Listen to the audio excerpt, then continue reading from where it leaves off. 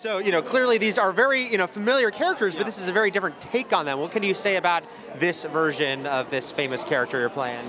A lot of people are saying it's a really different take, and I think that's true, but not so much.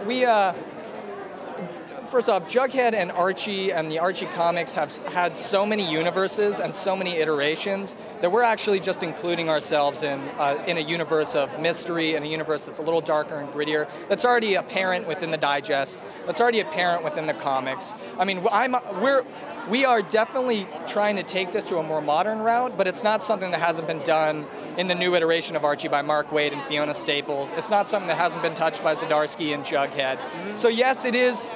It's something that feels new because it's live action, but we're still basing these characters fundamentally and completely off the characters that have already existed. And so, as someone who was a comic book fan, I used to work at Meltdown over in Hollywood. Oh, wow. As someone who's a comic book fan, I get really incendiary when people mess with my characters and mess with the series that I love the most.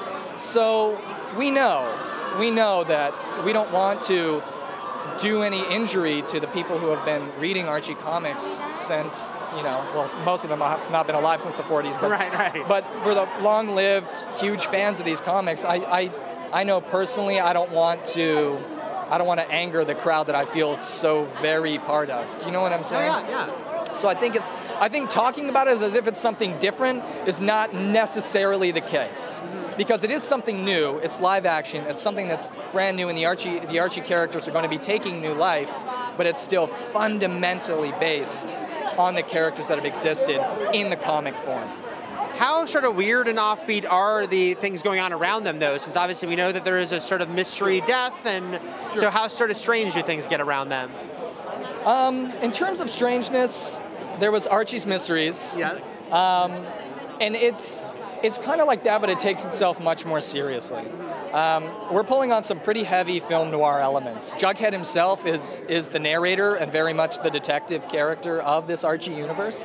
But it's still, I mean, the main thesis of the show is still Betty, Veronica, Archie, and Jughead being a weird little schemer. Right. So the mysteries are strange, but there's still something that would shock anyone living in a small town, and I think that's the purpose. It feels like a comic form of a dramatized teen life, and that's really fundamentally what Archie's always been about, is this teen drama, this sort of thing. Now, again, we're pulling off some film noir elements, we're making it a little grittier, we're asking the audience to get a little more involved in this, but I think people are really going to take to this. It feels really nice and moody and strange and weird. And if they're fans of the Archie mystery stuff, that's going to be including itself right in.